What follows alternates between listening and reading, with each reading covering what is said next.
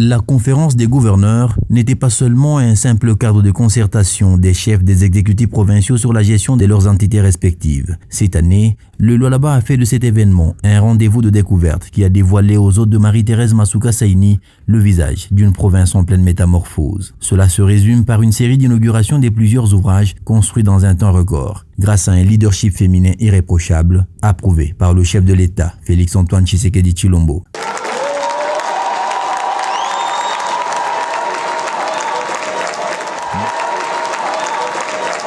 Ce succès de Marie-Thérèse Masuka Saini à la face du monde a été également scellé par les élus de la province du Lualaba à la clôture de la session parlementaire du mois de mars par le biais du speaker du Parlement, l'honorable Jean-Marie Kassé Tchingambo. Au nom de toute la représentation provinciale, de saluer la bravoure de Madame le gouverneur de province et lui assurer l'accompagnement de l'Assemblée provinciale du Lualaba dans son engagement à doter la province du Lualaba des infrastructures modernes et à poursuivre d'autres qui sont en cours d'exécution. Cette reconnaissance témoigne la stabilité et la parfaite collaboration institutionnelle entre l'organe délibérant de la province du Lualaba et l'exécutif provincial, selon le conseiller en communication de la gouverneure Josué Muyumba Nyangé. Masuka a le privilège de se voir décerner le diplôme de bâtisseur de la chose publique, un diplôme décerné